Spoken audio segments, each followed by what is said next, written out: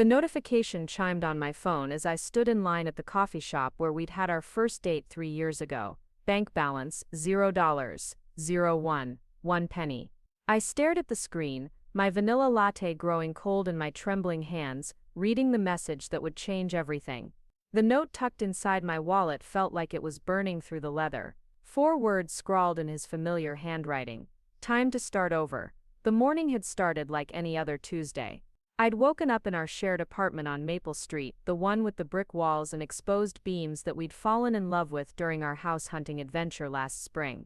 The sunlight was streaming through the gauze curtains I'd carefully selected to match our cream-colored sofa, and everything felt perfectly normal. But before we jump back in, tell us where you're tuning in from, and if this story touches you, make sure you're subscribed, because tomorrow I've saved something extra special for you.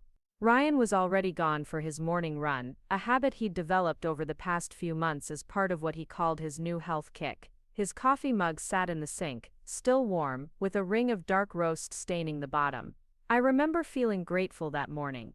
Grateful for the stability we'd built together, for the way our lives had intertwined so seamlessly. At 26, I thought I had it all figured out. Ryan Mitchell was everything I'd been looking for since college. Ambitious, charming, and reliable in that steady way that made me feel safe. He worked as a marketing director at a tech startup downtown, the kind of job that came with ping pong tables and free kombucha, but also the promise of real growth. I was working as a graphic designer at a small creative agency, nothing glamorous, but I loved the work and my colleagues had become like family. We'd been talking about marriage more seriously lately. Not in the abstract way of early relationships, but with real timelines and discussions about venues. Ryan had even started dropping hints about ring shopping, making jokes about my Pinterest board full of vintage settings and cathedral diamonds. My mother had begun asking pointed questions during our Sunday phone calls, the kind that started with "So, have you two given any more thought to when ends?" and ended with me promising to keep her updated. The apartment we shared was a testament to our combined vision of the future. I'd painted the accent wall in the bedroom, a soft sage green, while Ryan assembled the furniture we'd spent weeks researching online. Our books were intermixed on the shelves, his business and self-help titles sitting alongside my collection of art books and poetry.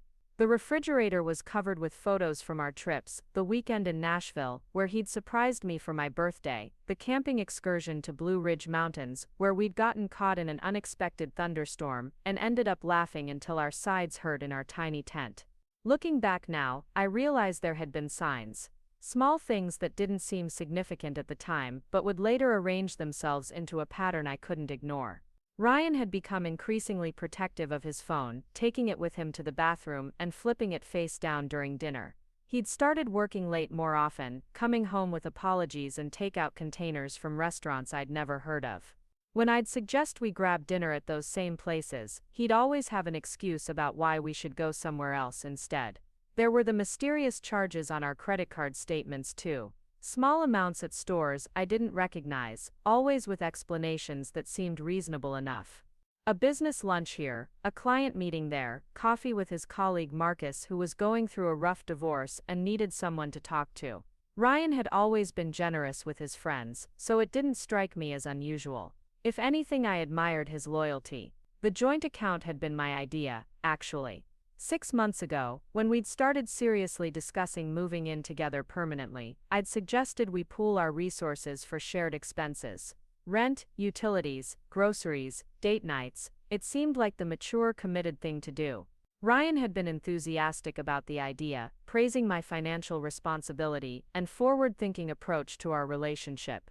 We'd gone to the bank together on a sunny Saturday morning, holding hands as we filled out the paperwork, joking with the banker about being practice married. We'd each contributed our savings to start. I'd put in $8,000 from my modest emergency fund, money I'd been carefully accumulating since my first job out of college. Ryan had added $12,000, a sum that had impressed me with its demonstration of his financial stability. The account was meant to grow as we added our contributions each month, a shared foundation for the life we were building together. I'd been diligent about monitoring our spending, checking the account balance regularly through the mobile app, and keeping track of our shared expenses in a small notebook I carried in my purse. The routine had become almost meditative, recording grocery purchases, utility payments, the occasional dinner out or weekend adventure. I took pride in how well we managed our money together, how seamlessly we'd merged this aspect of our lives. That Tuesday morning, I'd check the account balance while waiting for my coffee, the same way I did every few days. It was habit more than concern. I trusted Ryan completely, and our spending had always been discussed and agreed upon in advance. The coffee shop was busy with the usual morning rush, filled with professionals grabbing their caffeine fix before heading to offices throughout the city. I recognized several faces from my daily routine: the woman who always ordered a cortado and talked loudly on her phone about real estate deals, the man in the gray suit who never looked up from his newspaper, the young mother trying to manage a stroller and a toddler while ordering what sounded like the most complicated drink on the menu. When I saw the balance, my first thought was that there must be some kind of error. Bank glitches happened all the time, didn't they? Websites crashed, numbers got mixed up, technical difficulties caused temporary confusion. I refreshed the app, waited a moment, then checked again. $0, 01, 1 penny. The transaction history showed a withdrawal made the previous evening for $19,847.32, leaving exactly 1 cent in the account. The withdrawal had been made at 11:47 p.m. from an ATM I didn't recognize, located on a street across town that I'd never heard of. I tried to remember what Ryan and I had been doing the previous evening. We'd had dinner together, watched an episode of the cooking show we'd been following, discussed our plans for the upcoming weekend. Ryan had seemed normal, relaxed even. We'd gone to bed around 10:30, and I'd fallen asleep to the sound of him scrolling through his phone, something that had become his usual nighttime routine. My hands were shaking as I tried to call him, the phone ringing endlessly before going to voicemail. His outgoing message was the same cheerful greeting he'd recorded months ago, back when everything felt solid and predictable. I hung up without leaving a message, my mind racing through possible explanations. Maybe someone had stolen his card. Maybe there was a family emergency I didn't know about. Maybe he'd made some kind of investment, or purchase he'd forgotten to mention. But even as I tried to convince myself there was a reasonable explanation, a cold certainty was settling in my chest. This wasn't a mistake or an emergency. This was intentional. I left the coffee shop without ordering, my appetite completely gone, and walked the 6 blocks home with my phone clutched in my hand, hoping it would ring with Ryan's call and a perfectly reasonable explanation for what I'd discovered. The familiar streets felt different somehow, like I was seeing them through new eyes. The brownstones and small businesses that had seemed charming and welcoming just hours earlier now felt foreign and uncertain. Preparing and narrating this story took us a lot of time, so if you are enjoying it, subscribe to our channel. It means a lot to us. Now back to the story. Our apartment building looked the same from the outside, but as I climbed the 3 flights of stairs to our unit, each step felt heavier than the last. I fumbled with my keys at the door, my hands still unsteady from the shock of what I'd seen. Inside, everything was exactly as I'd left it that morning. The coffee mug in the sink, the throw blanket I'd draped over the arm of the sofa, the stack of mail I'd been meaning to sort through sitting on the kitchen counter. But Ryan's presence was notably absent in a way that felt deliberate. His running shoes, which usually sat by the door in the haphazard way he always left them, were gone. The gym bag he typically tossed on the bedroom chair was missing too. I moved through the apartment with growing dread, noting each small absence. His favorite coffee mug, the one with the logo from the brewery where we'd had our 6-month anniversary dinner. His laptop charger that usually snaked across the dining table. The small stack of business cards and receipts he always emptied from his pockets at the end of each day. In the bedroom, his dresser drawers were mostly empty. Not cleaned out in an obvious way, but clearly missing the essentials. A few old t-shirts remained, along with some workout clothes he rarely wore. But his good shirts, his work pants, his favorite sweater were all gone. The realization hit me with crystalline clarity. This hadn't been a spontaneous decision. Ryan had been planning this.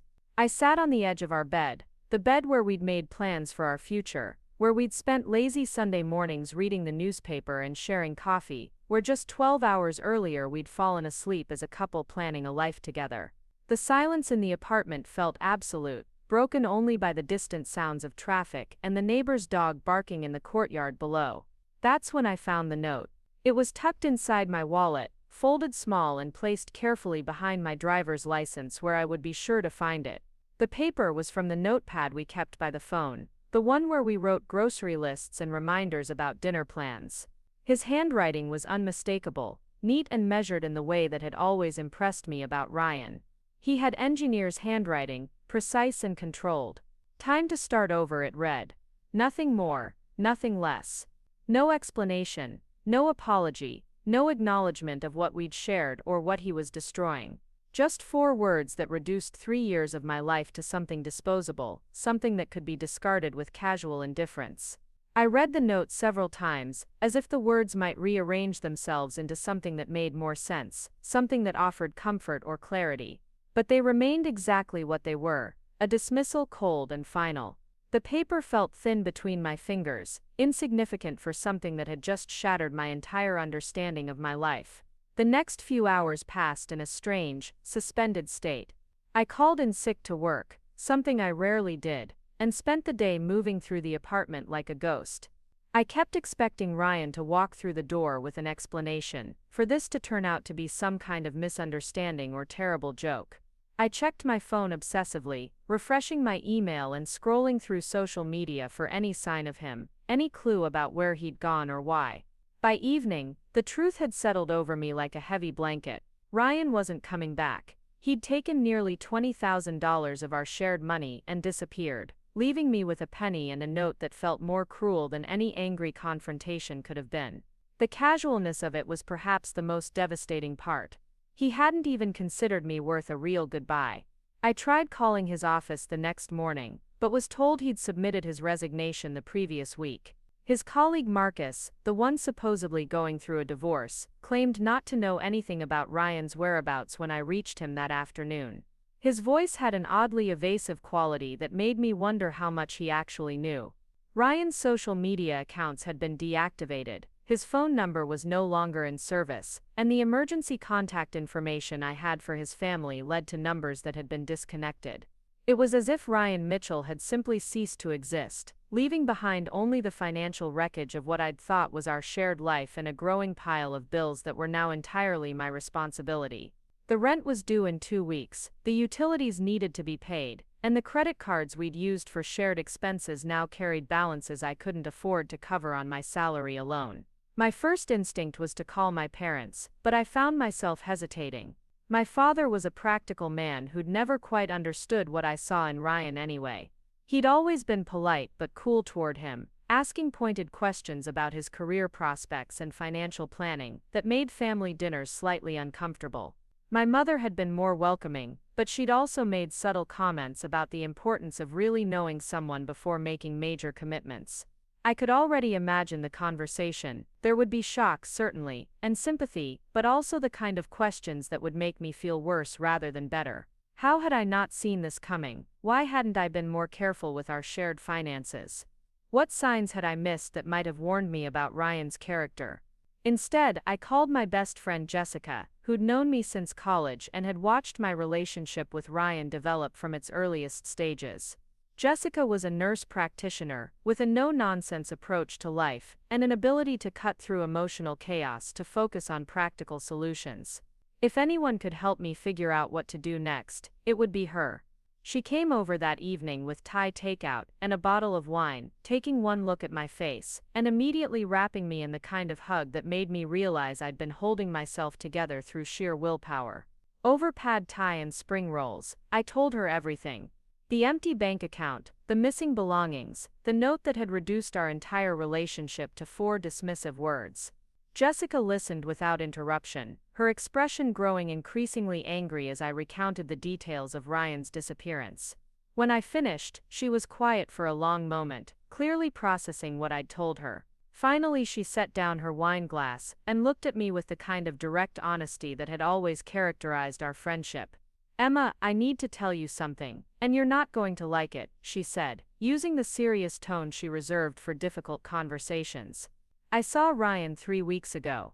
At that new cocktail bar downtown, the one with the rooftop patio. He was with someone." The words hit me like cold water. I set down my fork, my appetite disappearing completely. "What do you mean with someone?" Jessica's expression was pained but determined. A woman, blonde, probably early 30s. They were sitting close together, holding hands. It looked intimate, Emma. Not like friends or colleagues. I felt the room tilt slightly, the revelation adding another layer of betrayal to what I was already processing. Why didn't you tell me? I wanted to, she said quickly. But I talked myself out of it. I thought maybe I was mistaken. Maybe it was a work thing I didn't understand. And honestly, I didn't want to hurt you if it turned out to be nothing. The image she'd painted sat heavy between us. Ryan with another woman, holding hands, looking intimate, while I was at home planning our future and managing our shared finances. The timeline made terrible sense now. The late nights at work, the protective behavior with his phone, the unfamiliar restaurants on our credit card statements. How long do you think it was going on? I asked. Though I wasn't sure I wanted to know the answer, Jessica shrugged helplessly. I don't know, maybe weeks, maybe months. I'm sorry, Emma, I should have said something. I shook my head, feeling oddly relieved to have this piece of the puzzle. It didn't make Ryan's disappearance hurt less, but it provided context that made his actions feel slightly less inexplicable. He hadn't just decided one day to abandon our life together. He'd been building a different life, with someone else, while maintaining the facade of our relationship. Over the following days, I began the process of untangling our shared life. I called the bank to remove Ryan from the joint account, though there was precious little left to protect. I contacted our utility companies to transfer the services to my name alone, a process that required paperwork and deposits I could barely afford. The apartment lease was in both our names, creating a complicated situation that would require either finding Ryan to get him to sign release papers or negotiating with the landlord about my ability to handle the rent alone. The hardest part was explaining Ryan's absence to the people in our social circle. We'd been together long enough that our friends had come to think of us as a unit. Dinner invitations were extended to Emma and Ryan, weekend plans included us both automatically, and holiday gatherings assumed our joint attendance. Now I had to navigate the awkward conversations that came with suddenly being single again, the concerned questions and offers of support that, while well-intentioned, served as constant reminders of what I'd lost. Some friends were shocked and sympathetic, offering spare bedrooms and emotional support without reservation. Others seemed uncomfortable with the situation, as if relationship failure might be contagious. A few made comments that suggested they thought I must have done something to drive Ryan away, that men didn't just disappear without reason. Those reactions hurt almost as much as Ryan's abandonment itself. Work became my refuge during those first few weeks. The creative demands of my job provided a welcome distraction from the chaos of my personal life, and my colleagues were supportive without being intrusive. My boss, Catherine, was a woman in her 40s who'd built the agency from nothing and had little patience for romantic drama, but she also understood that life happened and sometimes affected work performance.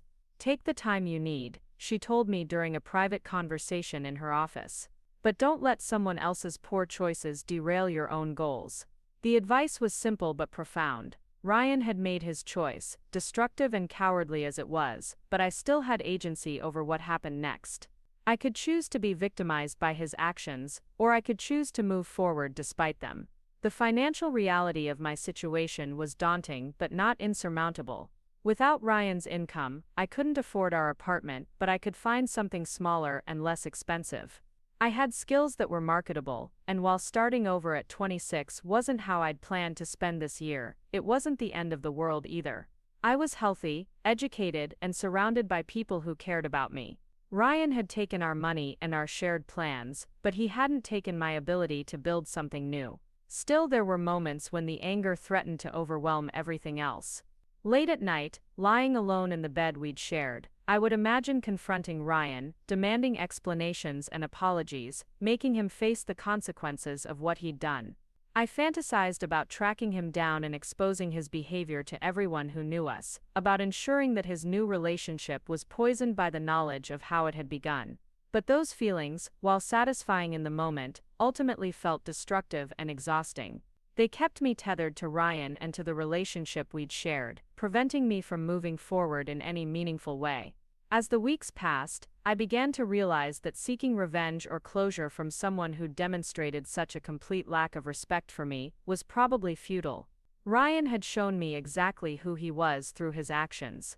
Believing that person capable of providing the explanation or remorse I craved was likely another form of self-deception. Instead, I focused on the practical steps of rebuilding. I found a smaller apartment in a different neighborhood, a one-bedroom place with hardwood floors and big windows that let in lots of natural light. It was a third the size of the place I'd shared with Ryan, but it was mine alone, free from the memories and associations that had made our old apartment feel haunted. Moving day was both exhausting and liberating. Jessica helped me pack and transport my belongings, a process that forced me to confront how much of what I'd thought was ours had actually been Ryan's. The furniture we'd chosen together, the appliances we'd researched and purchased, the decorative items that had made our shared space feel like home. I kept what was clearly mine and left the rest, taking only what I needed to start fresh. The new apartment felt enormous and empty that first night, despite being significantly smaller than what I was used to. I sat on the floor with a glass of wine and a pizza I'd ordered for dinner, surrounded by boxes that contained the remnants of my old life. Everything felt uncertain and fragile, but there was also something hopeful about the space. It was a blank canvas, free from Ryan's influence, and available for whatever I wanted to create. Over the following months, I threw myself into making the apartment truly mine. I painted the walls in colors I loved, arranged my furniture in ways that suited my habits rather than compromising with someone else's preferences, and decorated with art and objects that reflected my personal taste. It was a small apartment, but it felt more like home than anywhere I'd lived in years. Work continued to be a source of stability and growth. I took on additional freelance projects to supplement my income, building relationships with new clients, and expanding my portfolio in directions I'd always wanted to explore, but had been too comfortable to pursue. The extra money helped with the financial strain of living independently, but the creative challenges were equally valuable. I began to rediscover parts of myself that had been dormant during my relationship with Ryan. I'd always loved painting but had stopped making time for it when we moved in together, claiming I didn't have space for an easel and supplies. Now I converted a corner of my bedroom into a small studio, setting up my easel by the window where the morning light was best. I started attending art gallery openings and poetry readings, activities I'd enjoyed before Ryan, but had gradually abandoned as our social life became more focused on his interests and professional network. Most surprisingly, I found that I actually enjoyed living alone. The quiet was peaceful rather than lonely, and I appreciated the freedom to eat what I wanted, watch what I wanted, and structure my days according to my own preferences, rather than negotiating with someone else's schedule and habits. I could be spontaneous without checking with anyone, could change plans without explaining myself, could pursue new interests without worrying about how they fit into a shared life.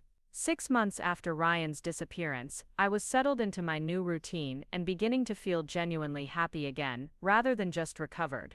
The anger had faded into something more like indifference, and I found myself thinking about Ryan less frequently and with less emotional intensity when I did. He'd become a chapter in my story rather than the defining crisis of my life. That's when I got the phone call that would change everything again. It was a Thursday evening in late October, and I was home working on a painting, absorbed in mixing the perfect shade of blue for a landscape I'd been developing over several weeks. My phone rang, and I almost didn't answer, reluctant to break my concentration, but something made me glance at the caller ID. Unknown number with a local area code, Emma Chen. The voice was unfamiliar, professional but kind. Yes, this is Emma. My name is Detective Patricia Williams with the Metropolitan Police Department. I'm calling about Ryan Mitchell. I understand you had a financial relationship with him. My heart stopped. Is something wrong? Mr. Mitchell was arrested yesterday as part of an ongoing investigation into financial fraud. Your name appeared in our records as someone who may have been affected by his activities. Would you be available to speak with us? The words seemed to echo in my small apartment. Ryan arrested. Financial fraud. The penny he'd left in our account suddenly took on new meaning. No longer just cruelty but potential evidence of criminal behavior. Yes, I managed to say. I can come in whenever you need me to. As I hung up the phone, I realized that Ryan's disappearance hadn't been the end of our story after all. It had been the beginning of something else entirely, something that would force me to confront not just what he'd done to me, but what he'd apparently been doing all along. The police station smelled like burnt coffee and disinfectant. a combination that made my stomach turn as I waited in the sterile lobby. Detective Williams emerged from behind a security door precisely at our scheduled time, a woman in her late 40s with graying hair pulled back in a practical ponytail and eyes that seemed to catalog everything they saw. She wore a navy blazer that had seen better days and carried a manila folder thick with documents. "Miss Chen, thank you for coming in," she said, extending a firm handshake. "I know this must be difficult." She led me through a maze of cubicles and offices to a small conference room with fluorescent lighting that cast everything in an unflattering yellow glow. The table was scarred with ring stains from countless coffee cups, and the walls were bare except for a motivational poster about teamwork that looked like it hadn't been updated since the 1990s. Detective Williams opened her folder and spread several documents across the table. Bank statements, transaction records, photographs of identification documents, and what appeared to be surveillance footage printed on regular paper. The images were grainy but unmistakably showed Ryan at various ATM machines and bank locations. "What I'm about to tell you is part of an ongoing investigation, so I need you to understand that this information cannot be shared publicly," she began. "Ryan Mitchell has been running what we believe to be a sophisticated romance fraud operation. You're not his only victim." The words hit me like a physical blow. Victim. The term felt foreign and humiliating, as if it diminished everything I'd believed about my relationship with Ryan, about my own judgment and intelligence. But as Detective Williams began laying out the evidence, the scope of Ryan's deception became impossible to deny.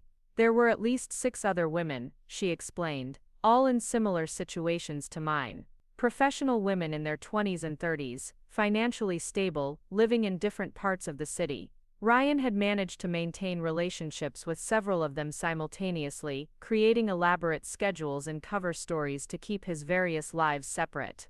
Some relationships had lasted months, others over a year. In each case, he'd gradually gained access to shared financial accounts before disappearing with whatever money he could access. "The woman your friend saw him with," Detective Williams said, consulting her notes, "that was probably Jennifer Walsh. She filed a report 2 weeks ago when he took $43,000 from their shared investment account. $43,000. The amount made my $20,000 loss seem almost modest by comparison, though that knowledge provided no comfort. I thought about Jennifer Walsh, whoever she was, discovering her money was gone, feeling the same shock and betrayal I'd experienced. How many of us were there, sitting in apartments across the city, trying to piece together the wreckage of relationships that had never been real?" Detective Williams continued explaining the pattern. Ryan would meet women through dating apps or social events, always targeting those who mentioned stability, career success, or financial independence in their profiles. He was charming and attentive during the early stages, quick to suggest moving in together and combining resources. He'd contribute money initially to establish trust, but always less than what his partners invested. Then he'd gradually drain the accounts while maintaining the facade of a committed relationship. The technical term is romance fraud, but we're also looking at identity theft, wire fraud, and money laundering charges, the detective explained. He's been using false social security numbers and fake employment records to open accounts and secure credit. The Ryan Mitchell you knew probably wasn't even his real name. The revelation that even his name might be fabricated felt like the final insult. I'd shared 3 years of my life with someone who was essentially a fictional character, a carefully constructed persona, designed to separate me from my money. Every conversation we'd had, every intimate moment we'd shared, every plan we'd made together had been part of an elaborate performance. Detective Williams asked me to walk through the timeline of my relationship with Ryan, noting dates and financial transactions on a legal pad. The process was methodical and emotionally exhausting, requiring me to examine details I'd never questioned when they were happening. When had he first suggested the joint account? How had he convinced me to contribute my savings? What other financial information had I shared with him? As I answered her questions, I began to see the manipulation tactics that had been invisible to me at the time.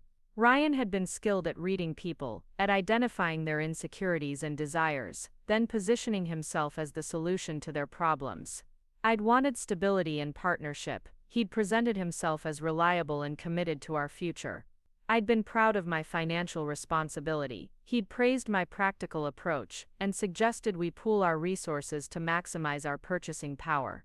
"Don't blame yourself," Detective Williams said when she noticed my growing distress. "These individuals are professionals. They study human psychology and spend considerable time perfecting their techniques. The fact that you were targeted doesn't reflect poorly on your intelligence or judgment."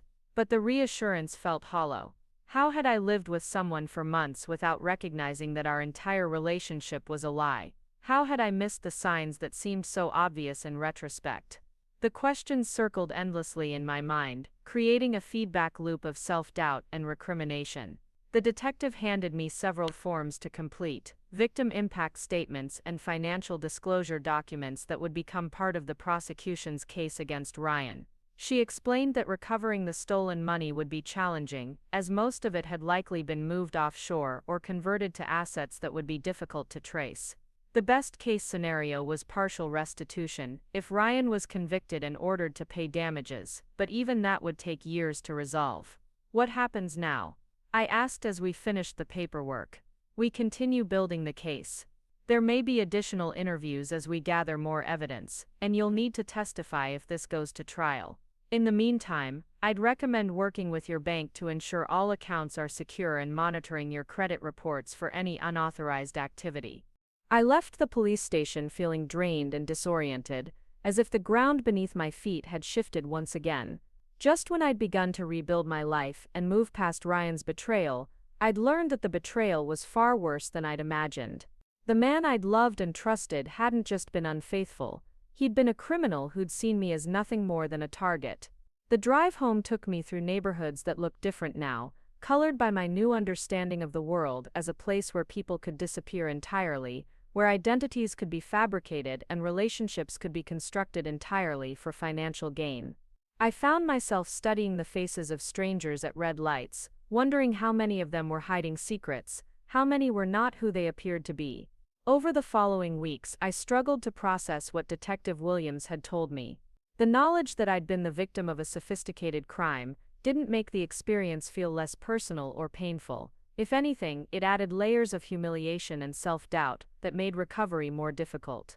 I'd been proud of my independence and financial savvy, qualities that had apparently made me an ideal target for someone like Ryan. I began researching romance fraud online, reading articles and forums dedicated to the topic. The stories were remarkably similar: intelligent, successful people who'd been systematically manipulated and financially exploited by partners they'd trusted completely. The commonalities were striking: the quick progression to cohabitation and shared finances, the gradual isolation from friends and family who might ask uncomfortable questions, the carefully constructed emergencies and investment opportunities that justified larger financial transfers. Learning about the broader pattern was both comforting and disturbing. Comforting because it confirmed that I hadn't been uniquely gullible or careless, that Ryan's success with me was the result of practiced techniques rather than any particular failing on my part. Disturbing because it revealed the calculated nature of everything I'd experienced, the cold precision with which my emotions and trust had been manipulated. The case moved slowly through the legal system. Detective Williams called periodically with updates, explaining the complexities of prosecuting financial crimes that crossed state lines and involved multiple victims. Ryan had been arrested in Phoenix, where he'd apparently been running the same scheme with a new set of targets. He was fighting extradition back to our state, claiming through his lawyer that the charges were based on misunderstandings and relationship disputes rather than criminal activity. Meanwhile, I continued the process of rebuilding my life, though the detective's revelations had added new challenges to that effort. I found myself second-guessing every new person I met, analyzing their words and behavior for signs of deception. Dating seemed impossible when I couldn't trust my own judgment about people's motives and character. Even casual friendships felt fraught with uncertainty. My therapist, Dr. Sarah Martinez, helped me understand that this hypervigilance was a normal response to trauma, but also something that would need to be addressed if I wanted to have healthy relationships in the future. We worked on distinguishing between reasonable caution and paralyzing suspicion, developing strategies for gradually rebuilding my ability to trust without abandoning all sense of self-protection. Trust isn't binary, she explained during one of our sessions. It's not a choice between trusting completely or not trusting at all. Healthy relationships involve building trust gradually, based on consistent behavior over time. The concept seemed both obvious and revolutionary. I'd always thought of trust as something you either had or didn't have with a person, a switch that was either on or off. The idea that it could be calibrated, that I could learn to trust people incrementally while maintaining appropriate boundaries, felt like a roadmap for moving forward. Work continued to be my sanctuary during this period. I'd been promoted to senior designer at the agency, a recognition of the quality improvements in my work since Ryan's departure. Catherine had noticed that my designs had become more bold and innovative, less constrained by the need to accommodate someone else's preferences and timeline. The promotion came with a salary increase that helped offset the financial strain of living independently and hiring a therapist. I also began taking evening classes at the community college, something I'd always wanted to do but had never made time for during my relationship with Ryan. The photography course I enrolled in became an unexpected passion, providing both a creative outlet and a way to meet new people in a low-pressure environment. The instructor, Michael Chen, was a professional photographer in his 60s who'd transitioned to teaching after decades of commercial work. His approach was technical but encouraging, focused on developing individual vision rather than adhering to rigid rules. Photography is about seeing, he told the class during our first session. Anyone can learn to operate a camera, but learning to see takes practice and patience. The metaphor felt relevant to more than just photography. I was learning to see my experience with Ryan differently, not as a personal failure but as one chapter in a larger story that was still being written. The pictures I took during those months reflected my gradual emergence from the fog of betrayal and self-doubt. Early images were dark and introspective, focused on shadows and negative space. Later work became brighter and more confident, celebrating light and color and possibility.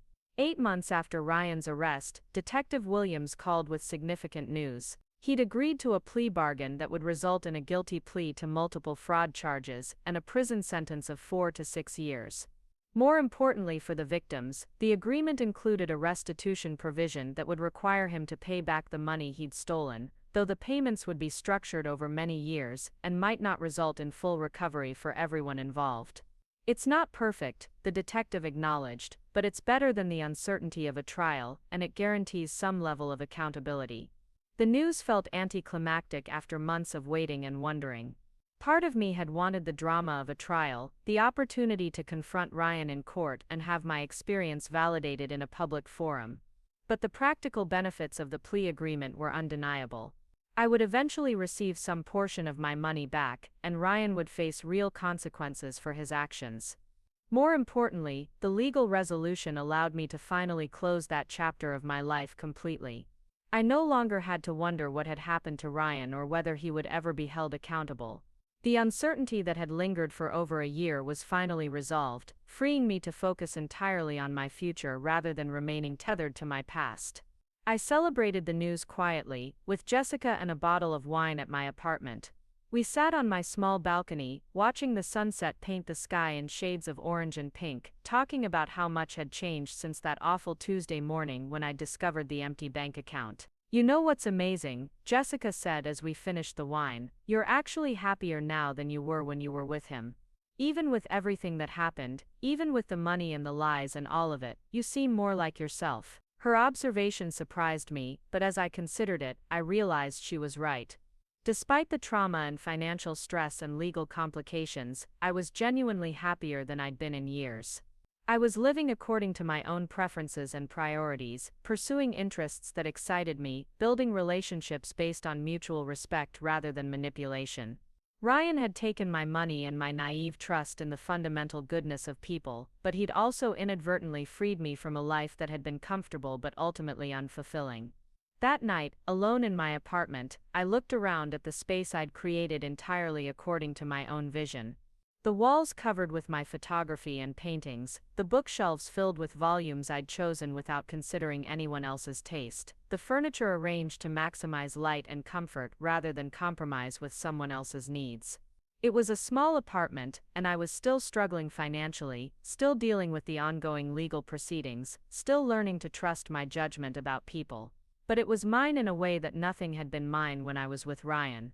Every choice reflected my authentic preferences, every plan was made according to my own timeline and priorities. I'd lost $20,000 and 3 years of my life, but I'd gained something invaluable, the knowledge that I could survive betrayal and disappointment, that I could rebuild from nothing and create something better than what I'd lost. The photography class led to other opportunities. Michael introduced me to a gallery owner who was looking for fresh talent for a group show focused on emerging artists. My work was selected for inclusion, a small but significant recognition that validated my decision to pursue creative interests that had been dormant during my relationship. The opening reception was well attended, and I sold 2 pieces to collectors who appreciated the emotional depth and technical skill evident in my work. Standing in the gallery that night, surrounded by people who appreciated my art for its own merits rather than as part of a couple's shared identity, I felt a sense of accomplishment that was entirely my own. This success hadn't been influenced or shaped by Ryan's presence or preferences. It was the result of my own vision and effort, proof that I could build something meaningful and lasting without needing someone else's validation or support. The gallery owner, Maria Santos, approached me near the end of the evening with a proposal that would change everything once again. She was opening a second location in Portland, Oregon, and was looking for an artist in residence to help establish the space and curate its initial exhibitions. The position would include a small apartment above the gallery, a modest salary, and complete creative freedom to develop programming that reflected my own artistic vision. "I've been watching your work develop over the past few months," she explained. "There's something authentic and powerful about your perspective that would be perfect for what we're trying to create in Portland." Portland. I'd never seriously considered leaving the city where I'd grown up, where I'd built my career and established my support network. But as Maria described the opportunity, I felt a familiar stirring of excitement and possibility. It would be a chance to start completely fresh, to build something entirely my own in a place where no one knew my history or the person I'd been when I was with Ryan. "When would you need an answer?" I asked, though part of me already knew what my response would be. "Take your time," she said, handing me her business card. "But I'd love to have someone in place by the new year." That night, I called Jessica to tell her about the offer. Her response was immediate and enthusiastic, though tinged with sadness at the prospect of my leaving. "You have to do it," she said, without hesitation. "This is exactly the kind of opportunity you've been working toward. And honestly, a fresh start in a new city sounds like the perfect next chapter after everything you've been through." Over the following weeks, I found myself thinking constantly about Portland and what a move would mean. I researched the city's art scene, its neighborhoods and culture, the practical considerations of relocating across the country. Everything I learned made the opportunity seem more appealing. Portland had a reputation for supporting emerging artists, for valuing creativity and authenticity over commercial success. It seemed like a place where I could continue growing and developing my artistic practice without the constraints and expectations that came with staying in familiar surroundings. The decision crystallized one evening when I was walking through my neighborhood, past the coffee shop where I'd discovered Ryan's betrayal, past the streets where we'd shared what I'd thought were meaningful experiences. The entire area was saturated with memories, both good and painful, that kept me tethered to a version of myself I was still trying to leave behind. Portland represented the possibility of complete reinvention, of defining myself entirely through my own choices, rather than in reaction to what Ryan had done to me. I called Maria the next morning and accepted her offer, setting in motion a chain of events that would require me to sell my furniture, terminate my lease, quit my job, and leave behind the life I'd built over the past year of recovery. It was terrifying and exhilarating in equal measure, the kind of leap that would have been impossible when I was with Ryan, when every major decision required negotiation and compromise. The next few months passed in a blur of preparation and transition. I gave notice at the agency, though Catherine made it clear that I would always have a position waiting if I decided to return. I sold most of my belongings, keeping only the art supplies and personal items that felt essential to my identity. The process of paring down my possessions to what would fit in my car was both liberating and melancholy, a physical representation of the psychological work I'd been doing to distinguish between what truly mattered and what I'd accumulated out of habit or social expectation. Jessica threw me a farewell party the week before I left, inviting all the friends who'd supported me through the worst period of my life. It was a celebration of survival and new beginnings, a recognition of how far I'd traveled from the woman who'd sat crying in an empty apartment with a bank balance of 1 penny. The evening was filled with laughter and reminiscing, with promises to stay in touch and plans for visits that we all hoped would actually materialize. As I packed my car on the morning of my departure, I found myself thinking about Ryan for the first time in weeks. Not with anger or sadness, but with something approaching gratitude. His betrayal had been devastating, but it had also forced me to discover strengths and resources I'd never known I possessed. Without his disappearance, I might have continued in a comfortable but ultimately unfulfilling relationship, never exploring my artistic potential or learning to value my own judgment and independence. The drive to Portland took 3 days, during which I listened to audiobooks and music, stopped at roadside attractions and small-town diners, and gradually felt the weight of my old life lifting with each mile I traveled west. By the time I reached the Oregon border, I felt lighter and more optimistic than I had in years, ready to embrace whatever came next without the fear and hypervigilance that had characterized my recovery period. Portland welcomed me with gray skies and the scent of coffee and rain, a combination that felt like promise rather than gloom. The gallery space was everything Maria had described, a converted warehouse in the arts district with high ceilings, exposed brick walls, and enormous windows that flooded the space with natural light. The apartment upstairs was small but charming, with hardwood floors and a view of the city's bridges stretching across the river. That first night, sitting on the floor of my empty apartment with takeout Chinese food and a bottle of wine, I felt the profound satisfaction of having made a choice based entirely on my own desires and ambitions. I'd traveled across the country to take a job that excited me, in a city I'd chosen for no reason other than it felt right. For the first time in my adult life, I was exactly where I wanted to be, doing exactly what I wanted to do, answerable only to myself. The gallery work proved even more fulfilling than I'd anticipated. I spent my days meeting with artists, planning exhibitions and developing educational programs that reflected my belief in art's power to transform and heal. The Portland art community was welcoming and collaborative, full of people who'd chosen creativity over conventional success, and who understood the courage required to build a life around artistic expression. But it was at the farmer's market on a rainy Saturday morning in February that I met someone who would challenge everything I'd learned about trust and relationships. I was buying flowers for the gallery when I noticed a man at the coffee stand who seemed to be sketching the vendors and customers with quick, confident strokes. His concentration was complete, and there was something about his quiet intensity that reminded me of myself when I was photographing. When he looked up and caught me watching, he smiled with the kind of genuine warmth that made me forget my carefully constructed wariness around new people. He had dark hair and eyes that seemed to find humor in everything around him, and when he approached to compliment my photography, which he'd apparently seen at a recent gallery opening, I found myself responding with an openness that surprised me. His name was David Park, and he was an illustrator who'd moved to Portland from San Francisco the previous year. Like me, he'd come seeking a fresh start after a relationship that had ended badly, though his story involved infidelity rather than fraud. We talked easily about art and the city, about the challenges of starting over in a new place, about the freedom that came with building a life entirely according to your own vision.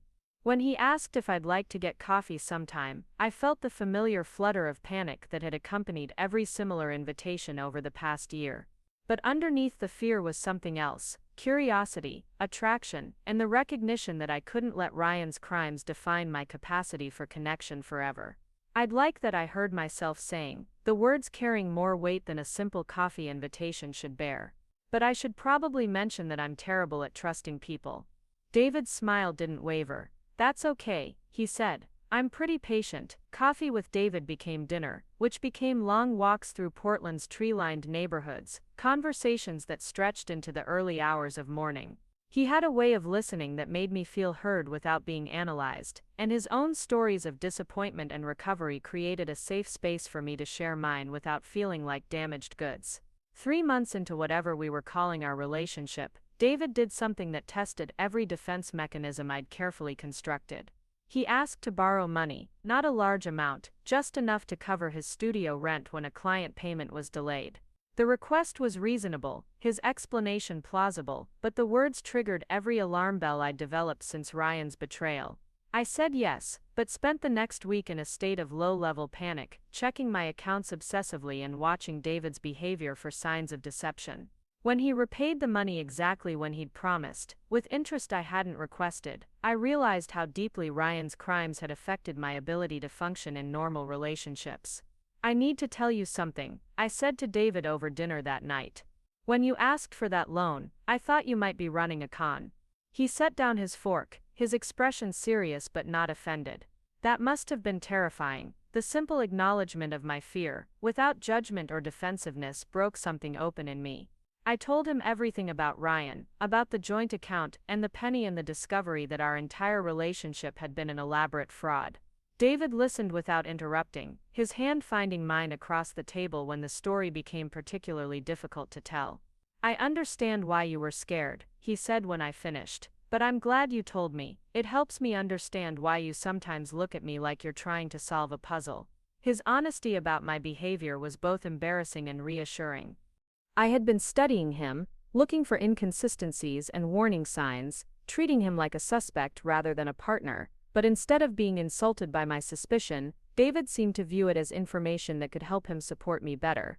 We developed what he called radical transparency, a practice of sharing our thoughts and concerns even when they felt irrational or potentially hurtful. When I noticed him being secretive about his phone, I said so directly instead of letting suspicion fester. When he felt me withdrawing emotionally, he asked about it rather than making assumptions. The approach was uncomfortable at first, requiring a level of vulnerability that felt risky, but it gradually built the kind of trust that could withstand uncertainty and misunderstanding. 6 months after we'd met, David was offered an illustration contract that would require him to spend 3 months in Japan, working with a design firm in Tokyo. The opportunity was significant for his career, but it meant leaving Portland just as our relationship was deepening. My immediate reaction was relief, mixed with shame. Part of me welcomed the chance to step back and evaluate our connection without the daily intimacy that made objective assessment difficult. "I want you to go," I told him, meaning it despite my conflicted feelings. "This is exactly the kind of opportunity you moved here to find." David studied my face carefully. "Are you saying that because you think it's what I want to hear, or because you actually believe it?" The question forced me to examine my motivations more honestly. Was I encouraging him to leave because I genuinely supported his career goals, or because I was still too frightened of commitment to handle a relationship that was becoming serious? Both, I admitted. "I think you should go because it's an amazing opportunity. But I'm also scared of how much I'm starting to depend on you, and part of me thinks some distance might be good for both of us." His departure 3 weeks later was harder than I'd anticipated. We'd grown accustomed to daily contact, to sharing meals and morning coffee, to the comfortable routine of two people building something together. The gallery apartment felt enormous and quiet without his presence, and I found myself missing not just David but the version of myself that existed when I was with him. But the separation also provided clarity about what we'd been building together. David called regularly from Tokyo, sharing details about his work and the city, asking about my gallery projects and artistic development. The conversations felt natural and unforced, maintaining connection across distance without the desperate quality that had characterized my communication with Ryan during his frequent business trips. More importantly, I realized that I trusted David's absence in a way I'd never trusted Ryan's presence. When David said he missed me, I believed him. When he described his daily routine, I didn't find myself searching for inconsistencies or signs of deception. The transparency we'd developed had created a foundation solid enough to support separation and uncertainty.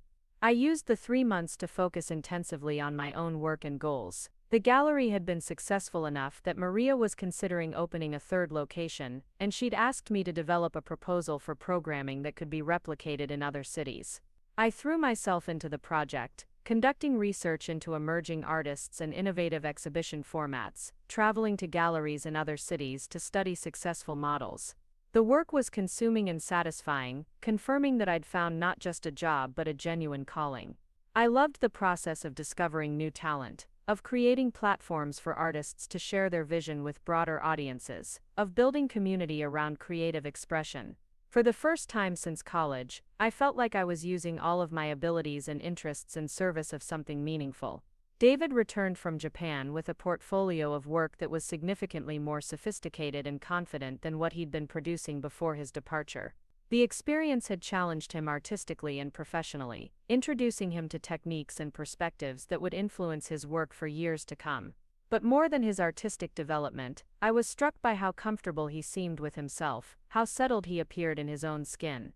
Tokyo was incredible, he told me over dinner on his first night back. But I spent most of it missing Portland. Missing you. The admission would have terrified me a year earlier, but now it felt like information I could receive and reciprocate without losing myself in the process. I'd missed him too, but I'd also discovered that I could be complete and fulfilled without him. The distinction felt crucial to whatever we built moving forward. We resumed our relationship with a new intentionality, discussing our individual goals and how they might align or conflict, talking openly about our fears and expectations. David had been offered another international contract, this one potentially lasting a year, and we spent weeks discussing whether and how our relationship could accommodate such an extended separation. I don't want to make decisions about my career based on fear, I told him during one of these conversations. But I also don't want to lose what we're building together. David nodded thoughtfully. What if we committed to building something that could survive uncertainty? Something flexible enough to adapt to whatever opportunities come up for either of us. The concept was revolutionary for someone who'd spent years either seeking security in relationships or avoiding them altogether to maintain independence. David was proposing a third option, a connection that could deepen and endure, without requiring either of us to sacrifice our individual development or opportunities.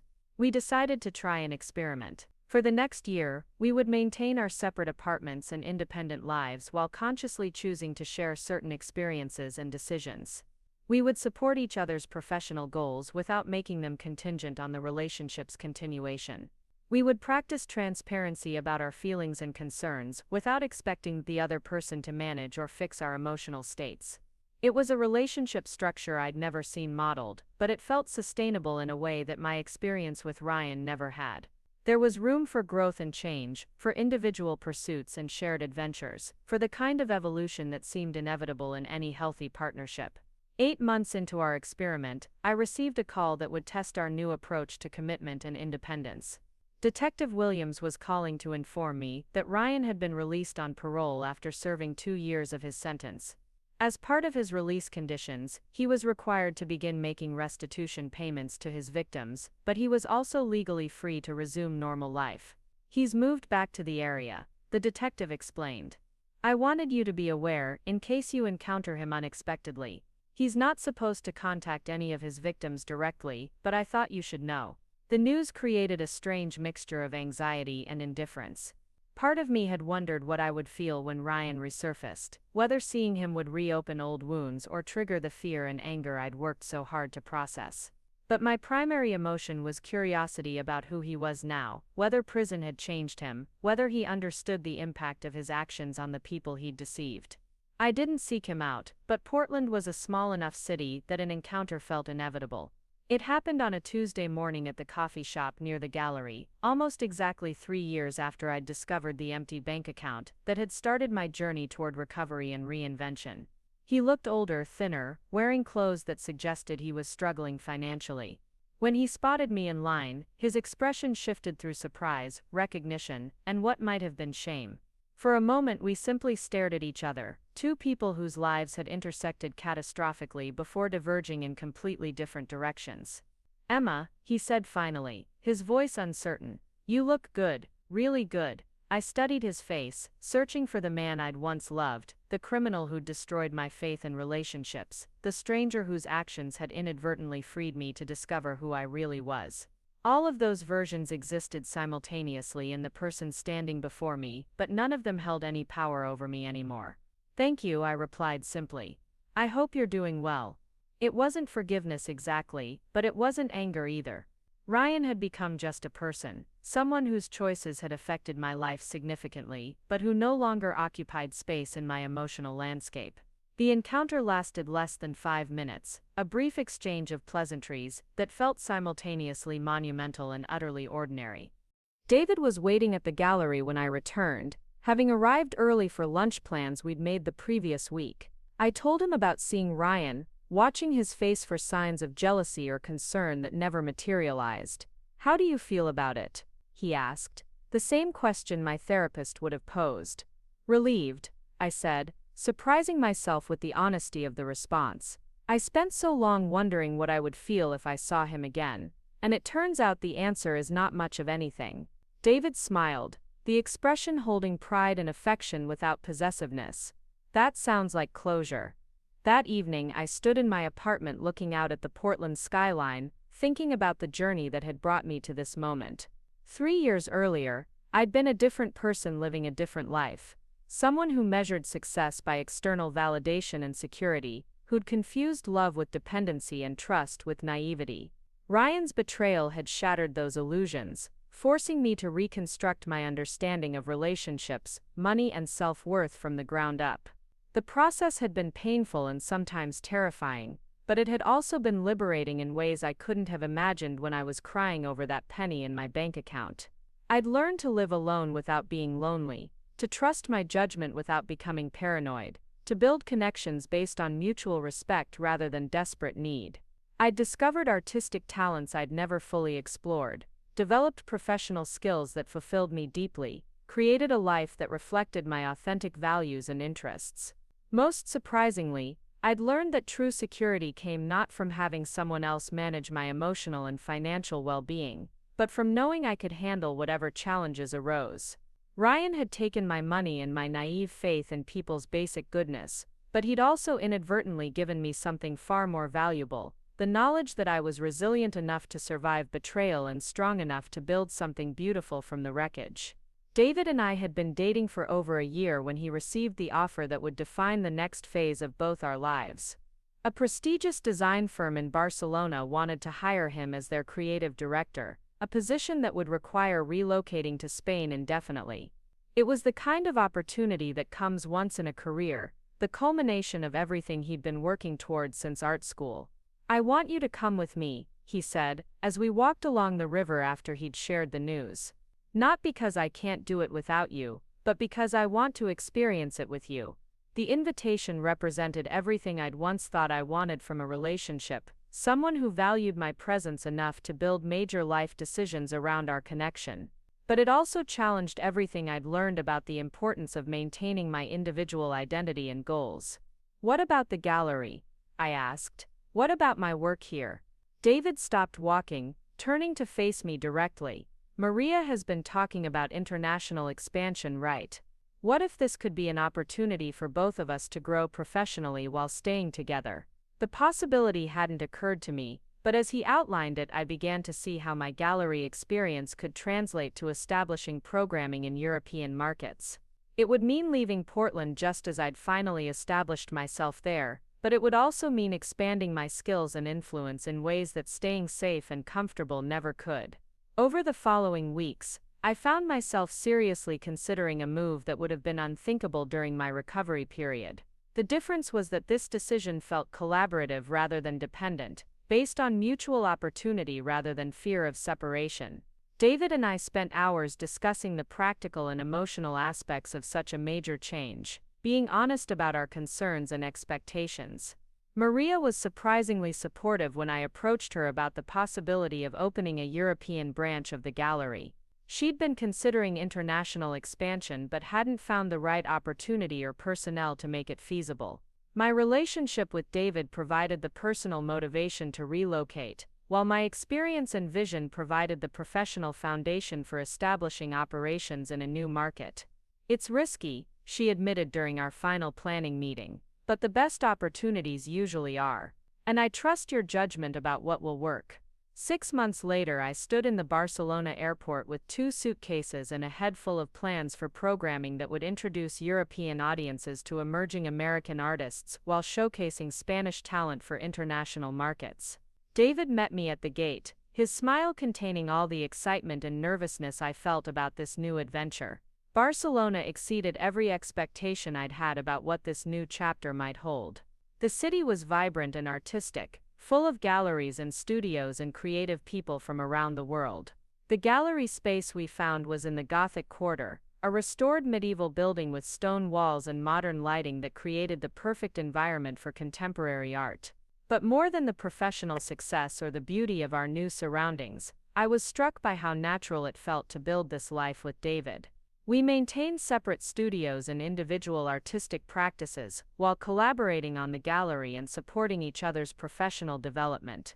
It was partnership without codependency, love without loss of self. 2 years into our Barcelona adventure, I received a letter that brought my journey full circle. Detective Williams had forwarded a message from Ryan, written as part of a victim restitution program he'd participated in during his incarceration. The letter was several pages long, detailing his recognition of the harm he'd caused and his commitment to making amends. Reading his words, I felt a mixture of satisfaction and indifference. The apology was more complete and thoughtful than I'd expected, acknowledging not just the financial damage but the emotional trauma his deception had caused. But it also felt unnecessary, directed at a version of myself that no longer existed. I wrote back briefly, thanking him for the letter and letting him know that I'd moved forward successfully despite his actions. I didn't share details about my new life or offer forgiveness he hadn't requested, but I also didn't express anger or resentment that had long since faded. It felt like the closing of a parenthesis that had been open for too long.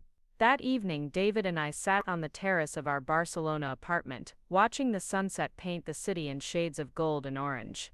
The gallery was thriving, featuring work by artists from 6 different countries and attracting international attention from collectors and critics.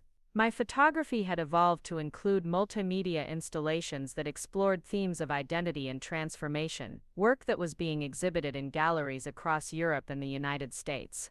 Do you ever think about what would have happened if Ryan hadn't stolen your money? David asked, breaking the comfortable silence. I considered the question seriously. Without Ryan's betrayal, I probably would have stayed in my hometown, continued in a relationship that felt safe but unfulfilling, never discovered my artistic potential, or learned to value my independence. I might have been content, but I wouldn't have been happy in the deep, sustainable way I was now. I think I would have lived a much smaller life, I said finally. Not necessarily a bad life, but one defined by other people's expectations rather than my own choices. David nodded thoughtfully. It's strange how the worst things that happen to us sometimes turn out to be the most important. Looking back on everything that had brought me to this moment, from the devastating discovery of the empty bank account to the triumph of building a successful business in a foreign country, I could see the pattern that had been invisible when I was living through it. Ryan's betrayal hadn't been the end of my story, it had been the beginning of a much better one. The penny he'd left in our account had been meant as an insult, a final demonstration of his power to reduce me to nothing. But it had actually been a gift, the seed money for a life I could never have imagined when I was trying to build security through someone else's choices rather than my own. Up next, you've got 2 more standout stories right on your screen. If this one hit the mark, you won't want to pass these up, just click and check them out.